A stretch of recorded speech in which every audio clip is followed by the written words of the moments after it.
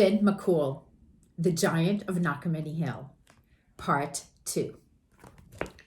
Part 1 ended with Unag giving Cuchulainn the bread that had the frying pans in it.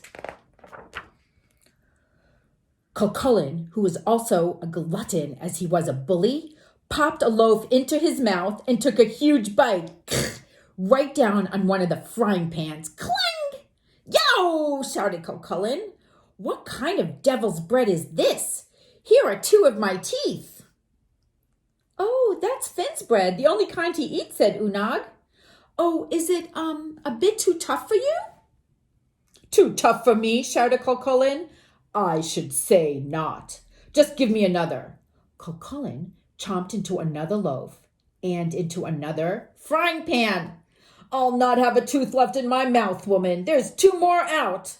Cuchulainn hollered even louder. The baby began to holler too. Hungry, hungry, hungry. Aw, sweet dumpling, said Unag, and she handed baby Finn a loaf. And because there was no frying pan in it, Finn ate it right down. More, said the baby, and he gobbed up another loaf. He seems a strong lad, said Cuchulainn, getting a little worried. If this was the baby, the father must indeed be a bit stronger than Cuchulainn had thought.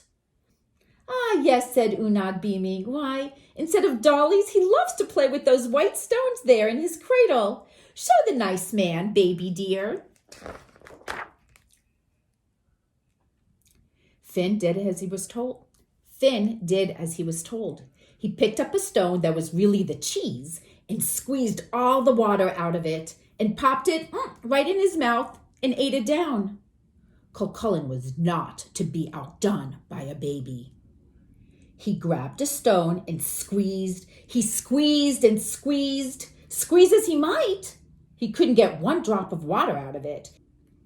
He popped it into his mouth, and with a chomp, there went the rest of his teeth.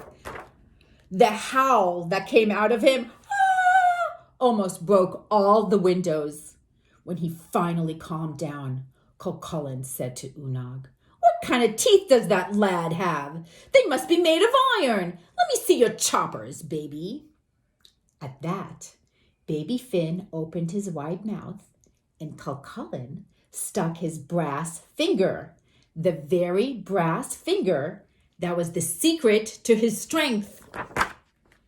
With 1 strong bite, Finn McCool bit the brass finger right off. Then up Finn leaped and began to pound the daylights out of poor, weak Cuchulainn. And that was that. And this is a fairy tale. We never hit anybody, ever. Out the door went Cuchulainn, never to bother anyone, let alone Finn McCool again.